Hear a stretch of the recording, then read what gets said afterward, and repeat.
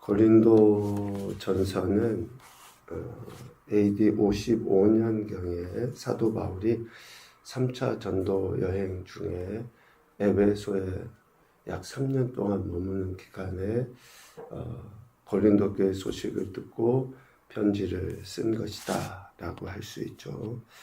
고린도는 당시 무역과 상업의 중심지였습니다. 이처럼 물질이 많고 또 많은 사람들의 왕래가 있었던 지역이죠. 물질이 많고 사람이 많다라고 하는 것은 참 좋은 일이기도 하지만 좋지 않은 일들이기도 합니다. 특별히 신앙 안에 있어서는 더욱더 그러한 것 같습니다. 물질이 많아지면 많아질수록 하나님은 뒷전이죠. 사람이 많아지면 많아질수록 각양의 다양한 종교, 그러니까 심지어 우상이라든지 각양의 행태들이 드러나게 돼 있죠. 고린도도 다르지 않았습니다. 우상 숭배가 만연해 있었고 또 도덕적으로 타락한 그러한 행태, 더 나아가서는 교회 안에서의 여러 분쟁들, 또 믿는다고 하는 사람들이 윤리적으로 타락한 그런 문제들로 인해서 복음이 훼손되어지는 경향이 나타났죠. 그래서 이 편지를 쓰므로 다시 복음의 원리로 교회가 바로 세워질 수 있도록 하기 위해 에베소에 머물러 있던 바울이 고린도 교회 편지를 씁니다. 특별히 1장은 고린도 교회의 이런 분열, 타락을 듣고 그것을 바로 세우기 위해서 편지를 쓰면서 교회가 하나로 연합할 수 있는 유일한 해결책이 바로 십자가의 도다라고 하는 사실을 증거합니다. 그러니까 인간적인 지혜나 또 세상의 방법을 버리고 십자가의 도, 십자가의 복음이 진정한 능력이다 라고 하는 것을 바울은 고린도 교회 성도들에게 알립니다. 오늘 우리가 읽은 내용을 보면 먼저 자신이 사도된 것을 밝혀요. 1절에 보면 하나님의 뜻을 따라 그리스도 예수의 사도로 부르심을 받은 바울은 합니다. 그러니까 하나님의 뜻에 의해서 자신이 사도가 되었다라고 이야기해요. 사도는 보냄을 받은 자이잖아요. 하나님의 뜻 안에서 사도로 보내심을 받은 바울이라고 할 때에 사도는 뭡니까? 하나님의 전적인 그 특권을 부여받아서 보냄을 받았다라고 하는 그런 의미죠. 바울은 실질적으로 예수 그리스도를 만났죠. 부활하신 예수님을. 다메섹 도상에서 그 예수님을 만나고 예수님으로부터 자신이 보냄을 받았다라고 하는 사실에 근거해서 오늘 1절과 같은 내용으로 인사를 전합니다. 바울의 사도성에 대해서 의심하는 사람들이 많아요. 왜? 바울의 이전의 행태를 사람들이 알잖아요. 유대인들이. 얼마나 바울이 예수님 믿는 사람들, 즉 지금 바울이 전하고 있는 예수님을 믿는 사람들을 핍박했던 사실을 알잖아요. 그러니까 유대교에 있었던 사람들은 유대교 나름대로, 또 그리스도교에 있던 사람들은 그리스도를 믿는 자신들을 핍박했던 바울을 알기 때문에 그의 사도성에 대해서 의심하고 거부하려 했던 사람들이 많았죠. 그래서 바울은 편지를 쓸 때마다 자신의 사도성을 분명하게 나타내 보입니다. 참 한편으로는 씁쓸하죠. 내가 예수님 믿고 변화되었는데 자신이 뭔가 고면하고 위로할 때마다 이 이야기를 하고 있다고 하는 것은 참 바울 입장에서는 씁쓸한 거예요. 물론 하나님의 뜻에 의해서 주권적으로 자신이 사도가 됐고 이런 편지들로 또 말들로 권면하고 있다는 것이 엄청난 축복이긴 하지만 설교할 때마다 이 이야기를 한다고 생각을 해보세요. 얼마나 좀 마음이 그러할까. 그래도 바울은 이렇게 자신이 사도가 된 것이 하나님의 뜻이라고 자신 스스로를 변호하면서 오늘 말씀에 보면 이 사도의 특별한 권위에 대해서 설명하고 있어요. 3절에 보면 하나님 우리 아버지와 주 예수 그리스도로부터 은혜와 평강이 있기를 원하노라. 이 이야기는 단순한 문안 인사를 뛰어넘죠. 저들에게 자신이 하나님의 뜻으로 말미암아 사도가 된 그 궁극의 이유와 목적을 뭐라고 설명합니까? 예수 그리스도를 믿는 자들, 2절에서 설명한 것처럼 예수 그리스도를 믿고 그의 이름을 부르는 모든 사람들에게 하나님 아버지 또 예수 그리스도로부터 저들에게 은혜와 평강이 있기를 축복하는, 그러니까 이 축복의 권이 지금 사도인 바울 자신에게 있다라고 하는 것을 밝혀요.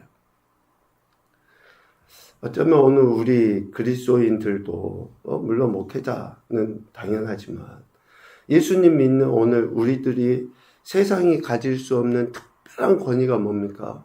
이 축복의 권위예요. 하나님께서 우리에게 주신 이 은혜를 다른 자들, 특별히 예수님 믿는 이들, 또 어쩌면 우리 자녀들에게 늘 이러한 축복을 통해서 위로하고 권면해 줄 수 있는 것을 하나님의 택함 받은 오늘 우리의 특별한 권위라고 하는 것을 알 수 있죠. 바울은 이렇게 자신이 하나님의 뜻에 의해서 사도가 되었고 이러한 특별한 권위를 가지고 저들을 축복하고 있다는 것을 분명히 밝히고 있습니다. 이렇게 바울은 자신이 하나님의 은혜에 의하여 사명을 감당하고 있는데 고린도 교회에 있는 성도들에게도 하나님께서 주신 은혜가 있다라는 것을 4절 이하의 말씀을 통해서 이야기합니다. 고린도 교회 성도들, 오늘 우리에게 주신 하나님의 은혜가 뭐냐? 말씀을 통해서 보면 예수 그리스도의 나타나심을 기다리는 것이다 라고 할 수 있어요. 4절 이하의 이런 말씀들을 통해서 고린도 교회 성도들, 그러니까 특별히 7절, 8절, 9절 말씀을 통해서 이야기하죠. 모든 은사에 부족함이 없어요. 왜? 우리 주 예수 그리스도의 나타나심을 기다립니다. 하면서 8절에서도 이야기하죠. 그리스도의 날에 책망할 것이 없는 자로 끝까지 견고하게 하시리라. 하나님께서 예수님 믿는 이들, 또 하나님의 자녀로 부르신 이들에게 주신 특별한 은혜가 뭐냐? 다시 오실 예수 그리스도를 기다리는 것이라고 지금 이야기. 바울이 고린도 교회 상황을 들었잖아요. 오늘 본문에서도 이야기하는 것처럼 여러 분쟁이 있어요. 또 그리고 도덕적으로나 여러 가지 심각한 문제들이 있어요. 그럼에도 불구하고 저들에게 주신 하나님의 특별한 은혜가 뭐라는 거예요? 심판의 주, 재림의 주이시지만 그 주님을 기다릴 수 있는 것이 바로 교회에 또 성도들에게 주신 은혜다라는 것을 이야기합니다. 그래서 바울은 고린도 교회 성도들 위하여 항상 하나님께 감사하였다라고 4절의 말씀으로 시작합니다. 그 안에서 모든 일 쭉 하면서 예수 그리스도의 나타나심을 기다리고 있기 때문에 저들을 생각할 때마다 하나님께 감사했다라는 것이죠. 그런데 고린도 교회는 이런 하나님의 은혜로, 즉 예수 그리스도의 나타나심을 기다리면서도 실제적인 문제가 있었죠. 실제적인 교회 내의 문제가 있었어요. 그것이 오늘 11절, 12절 이야기하는 내용입니다. 그리스도의 나타나심을 기다리면서도 각각 어떤 사람은 바울에게, 또 어떤 사람은 아볼로에게, 게바에게, 그리스도에게 속해 있다 라고 하면서 분파, 파벌을 일으켰다라는 거예요. 이러한 분쟁이 발생했다라는 거죠. 이에 사도 바울은 어떻게 권면합니까? 13절에 이야기합니다. 그리스도께서 어찌 나뉘었느냐. 각각 바울에게 또 아볼로에게 게바에게 속했다고 이야기하지만 그 속함이 결국은 누구에게 속한 거예요? 그리스도에게 속해 있다라는 거예요. 그리스도가 나뉠 수 없다라는 것 아닙니까? 그러면서 13절 중반에 엄청난 이야기를 합니다. 바울이, 그러니까 자신이 너희를 위하여 십자가에 못 박혔으며 바울의 이름으로 너희가 세례를 받았느냐? 십자가에 못 박히시는 이와 세례를 베푸시는 이, 즉 누구의 이름으로 세례를 받느냐라고 하는 사실을 분명하게 이야기해요. 십자가에 못 박혔다, 또 세례를 받았다 라고 하는 것은 결국 뭡니까? 예수 그리스도의 이름으로, 그러니까 예수 그리스도께서 십자가에 못 박히신 것이고 예수 그리스도의 이름으로 세례를 받았다고 하는 것은 우리 믿음의 뿌리예요, 뿌리. 시작이에요, 시작. 그 시작이 지금 잘못되어 있기 때문에 뭐 바울, 아볼로, 게바라고 하면서 분파를, 파당을 짓게 된 거다 라고 이야기를 합니다. 교회 내에 이러한 분쟁, 또 파벌이 나뉘어지는 것, 또 어쩌면 교회들의 모임, 교단이 왜 생기는가? 여러분 이야기했잖아요. 우리 교회도 대한예수교 장로회로 시작해서 교단, 교파잖아요. 우리나라의 대한예수교 장로회라고 하면서 교단이 몇 개라고요? 몇 년 전에 95개인가 90 몇 개였어요. 지금 100개가 아마 더 될 겁니다. 오늘 지금 고린도서 1장에서 이야기하는 것처럼 바울, 아볼로, 게바 지금 자꾸 이렇게 분파, 파당이 나눠지는 것을 지금 2026년 지금도 그런 거예요. 그런데 그리스도가 어찌 나뉘어질 수 있습니까? 어찌 어느 목회자의 이름으로 우리가 세례를 받는 거예요? 결코 그렇지 않거든요. 예수 그리스도께서 나뉠 수 없고 세례도 오직 예수 그리스도의 이름으로 받는 것이며 그리스도께서 바울을 사도로 보내신 것은 세례가 목적이 아니라는 거예요. 세례를 베풀기 위해서 사도로 보내신 것이 아니라 무엇 때문에 보내신 겁니까? 오직 복음을 전하게 하려 하십니다. 라고 17절 중반에 분명하게 이야기해요. 복음이신 예수 그리스도를 드러내기 위해서 사도로 보내신 거고 제자로 보내신 거고 오늘 우리 그리스도인으로 세운 거고 성도로 세운 거고 어쩌면 목회자로 장로로 직분자로 세우신 것이지 세례가 목적이다. 내가 세례를 베푼 이는 내 사람이다. 여러분 그게 어디 있습니까? 그래서 어느 누구에게 세례를 받았든지 다 예수 그리스도의 제자인 거고 다른 교회에서 세례받고 다른 교회에서 직분 받아도 우리는 인정하는 거예요. 예수 그리스도의 이름으로 받은 것이기 때문에 우리는 그렇게 그 예수 그리스도를 믿는 존중하는 것에 의해 그를 인정하고 존중하는 거죠. 세례가 목적이 아니라 오직 복음을 전하기 위함이다 라고 하는 것을 분명히 밝힘으로써 고린도 교회의 분쟁을 그치도록 바울은 권면하고 있습니다.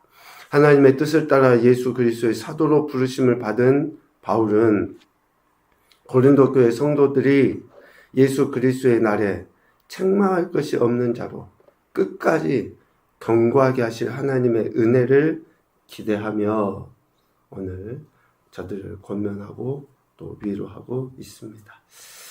두 가지로 우리는 생각해 보게 돼요. 예수님 믿는 공동체 안에도 이런 분쟁이 있을 수 있다라는 것이고, 또 예수 그리스도를 믿는 공동체 안에 핵심은 뭐냐? 다시 오실 주님을 기다리는 것이 예수 그리스도를 믿는 공동체의 핵심이어야 한다라는 것을 사도 바울의 이런 편지를 통해서 우리는 생각해 볼 수 있습니다.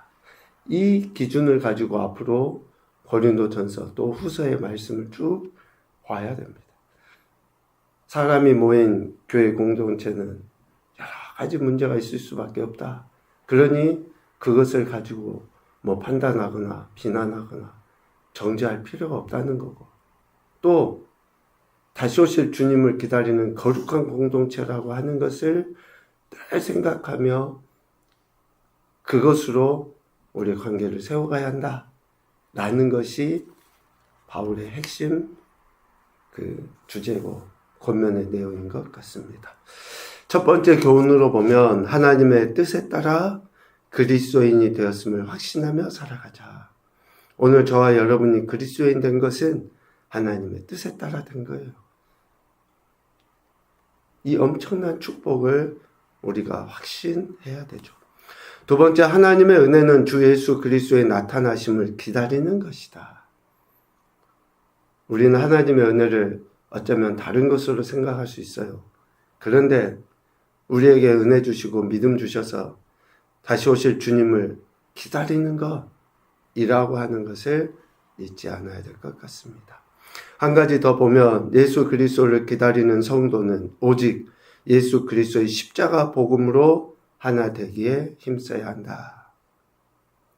이것이 바울이 증거하고자 하는 내용인 것 같습니다. 예수님의 오심을 기다린 오늘 우리가 예수 그리스도 십자가 복음으로 하나 되기에 우리 자신을 더욱더 드리고 또 더 연약한 자들을 품는 그러한 모습과 삶의 태도가 있어야 되겠다 생각합니다.